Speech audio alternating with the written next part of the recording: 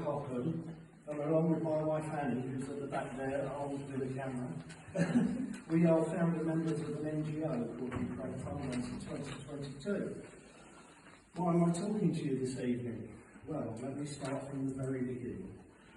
I have a background in aid work and being previously employed as a humanitarian aid driver back in the 1990s, driving a 38-ton truck to Eastern European destinations including Romania, Moldova, Albania, and yes, the once Ukraine. Since 2014, we've both been watching the situation in Ukraine regarding the Russian Federation's aggressive actions. And in February, on the 24th of February 2022, we both sat there, tears in our eyes, disbelief at the reports of the full-on invasion and Russian troops attempting to take Kyiv, as well as further their grip on the Donbass. It was at this time we decided that action was needed, and because of my previous experience, I had the skill set to be able to help. But how was I able to help? It became clear very early on that people were running vans full of clothing, etc., to the border with Poland. But at first, I looked into trying to grab a truck, first from my employer, purely because I had the licence to drive one. That became very apparent that the answer was going to be no, so I had to change my tack. We were lucky enough to have owned a converted minibus, which we used as a camper van. So the plan was coming together. We would run in our own van, but what would we take and where? At this time, it was also apparent that some people were filling vans and running out to the border with no recipients planned, and there was an awful lot of waste where aid was literally dumped by the roadside. So we had to come up with some sort of plan. Fortunately, after some frantic networking and the power of Facebook, good old Facebook, and the offer of enough funding from friends and family, we had enough money by March the 7th to do a run. We had a deal with a charity in Milton Keynes called Help Ukraine BAMK. So we had a run. We left on the 9th of March. Ukraine Fundraiser 2022 was born. I picked up a friend of mine. I've got some friends in Germany, they're expat Britons, Guy and Lisa. They expressed an interest in being involved in this, and Guy accompanied me on the first run, and now we have a base in Leeds in Germany where RAF Library used to be, where we collect stuff in Germany and store it there until we take it out on runs. So, run one actually turned into two runs. We had the flexibility to reload from a friend in Brandenburg in Germany. So we delivered medical supplies back to our original recipients. Flexibility during the runs has become very important to us, and we're really proud to be able to do that. Run 2 was another load for BAMK, and we started to get known locally, started to forge contacts in the supply of aid, and Run 3 was a mixed load from our own collections, topped up by BAMK. It was on our return from the Polish border on Run 3 that Guy and myself received a call from our friend in Brandenburg, which was to become a game changer. Would we be willing to collect a load from Frankfurt and deliver to Lviv? We sat there for 10 minutes. We didn't say yes, we didn't say no. We thought, going into a war zone, do we really want to do this? 10 minutes later we decided, yeah, what the heck, we'll do it. So our first run into Ukraine was on the cards, which we completed successfully. This opened up new horizons, and also by this time we've been joined by Anna and Christina. I'm hoping they were going to be here tonight, but they're not. That's a shame. They've been very instrumental in obtaining both financial support and also quality medical and surgical aid, which we pride ourselves in being able to take out every run. Anna and Chris even though you're not here.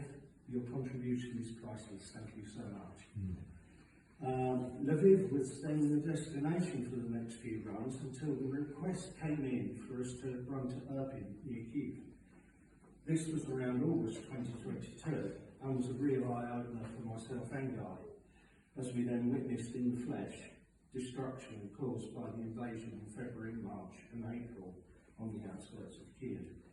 Emotional tours of Irpin, Bucha, Borodyanka, and first-hand accounts of the atrocities carried out there were harrowing, to say the least. This just strengthened our resolve to up our game. Just a sidestep for a little humour. Upon our first trip further east in Lviv, Ukraine became more Ukrainian, for want of a better description. Guy and I caused chaos in a petrol station near Rivne. Was that right? Rivne? Where we just went in to buy a coffee and a hot dog each. No one spoke English, and of course our grasp of Ukrainian at the time was absolutely non-existent. Eventually we were rescued by a soldier who spoke English. He saved us from our 20-minute embarrassing ordeal, but I still had to make it worse by catching my arm on the way out and spilling my coffee all over. As time went on, we forged more contacts, and today we have supported in the main a Brovary-based charity. Brovary is on the outskirts of Kyiv, called For the Future of the Children of Ukraine. It's run by a lovely lady called Marina, and we have now delivered many times, not only to her, but also helped her distribute aid further east to places such as Kharkiv and also into the next region, at one point as near as 3 kilometres from the front line. Also Konstantinivka, which is only 15 kilometres from Bakhmut. Marina and her family are now considered as Rodin family. Our original van was showing signs of strain back in August last year, and so with the help of a particularly generous donation from a friend of Anna and Chris, the decision was to replace it with a much more suitable van with a bigger payload. Together with my trailer, we are now able to transport 2 tonnes of aid in one go, which is more than double our previous capacity. Along with a contact who has now become a fellow friend, Carl, we were able to run out 2 vehicles for donation in the autumn of 22, a 4-wheel drive car in October, and then a fully equipped ambulance along with the aid we always take.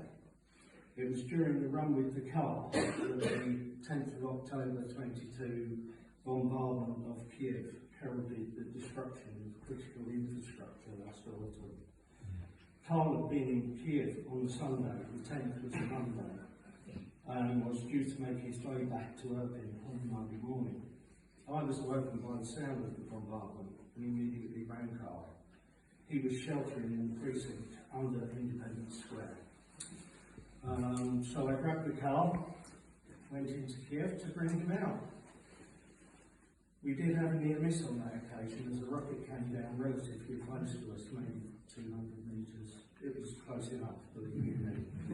But all was well in the end. Sadly, there were those on that day that weren't so lucky. Back in November last year, we were contacted by a lady in Winterton, which is where I live, asking if we were able to help a lady called Laura who lived in Dnipro City, that's in south-central Ukraine. She had a sponsorship to come to Britain and was awaiting her visa. Of course we said yes, and as luck would have it, while we were on the run, Laura called me and said her visa had come through. Arrangements were quickly made, and my wife Annie and myself travelled for 6 hours down to collect her, and Laura travelled back with us to Britain. Subsequently, we now have also brought both her daughter Mika and Victor, her elderly father, to join her, thus reuniting 3 generations of her family. Close bond has been formed between us, and they are now settling nicely in our lives. In December last year, the opportunity arose for us to be able to donate our original van to be used as an extraction vehicle for use by medic volunteers working on the front line in the Avdiivka area. Together with some generous donations, we were able to arrange taking it to Zaporizhia for the handover, which happened on the 30th of December. I'm pleased to announce that despite all the odds, the blue van is still functional and is continuing to save lives every day. We've teamed up with so many people during the 20 months we've now been running aid, and a special mention must go to both Derek Edwards and Andy Wooler, who both donated towards the cost of getting the blue van out there. In fact, Andy drove one of the vans to make the donation possible and has now become a member of the team, even purchasing his own van to increase our capacity. To date, we have now sourced and transported over 25 tonnes of aid, pretty much all over Ukraine, and I can proudly say the majority of this has been medical and surgical supplies. The next run will be run number 23, and we are committed to continuing our work for as long as is necessary. We were also shocked and honoured to have recently received accreditation from UNESCO recognising our work in Ukraine. Not only that, we have received accreditation from the Ukrainian military as well, in recognition of the help we have given. To sum up, I know times are hard, and also there are the terrible events unfolding in the Middle East. Unfortunately, we are powerless to help in that region. Access is just not possible. Ukraine has fallen away from news coverage, but please don't think the war's gone away. In fact, the situation is intensifying on the front lines. And also, the attacks on the infrastructure are expected to increase very soon, just as they did last autumn. Winter is approaching very quickly, and last year it was a mild one. It may not be so this year. Please support us to support them. We are very proud to state that we take, where possible, our aid to the end user. The aid we deliver doesn't sit in warehouses for weeks or months. We strive to take it to where it is needed fast. Your financial support is vital, as the cost to run one van to Ukraine is between £1,200 and £1,600, depending on destination. It can be even more at high season with increased ferry costs, and also van maintenance and repair costs have to be factored in. The Silver Beast, as I call it, has now covered over 70,000 miles on these runs, and the vans take a hammering, as Ukrainian roads, especially in the east, can be little more than dirt tracks. Punctures are a constant hazard, and usually are fatal to the tyres. Costs mount up all the time. We do rely on the financial donations to continue our work. Both myself and Andy Wooler are many tens of thousands of pounds into this, and are now, to put it bluntly, skinned. But quitting is not an option. None of us could simply walk away. The commitment is too strong. There are various ways for you to donate, and please, every little amount helps. Ideally, a continuous monthly donation would allow us to plan ahead, so please consider this and talk to us about the way you can do this. If everyone that followed us on Facebook were to give the price of a coffee every day, our financial woes would be gone. We would be able to function well. And possibly be able to financially donate to the Ukrainians, possibly source more vehicles to extract the wounded from the front lines. Worth thinking about. Thank you so much for taking the time to listen to me this evening. Thank you. I'm going to ask my Ukrainian friends at the back for some help with this one, because they'll know the answer. So first of all, I'm going to say, Yaza Ukraina, Slava Ukraina, Heroes Slava. Thank you very much.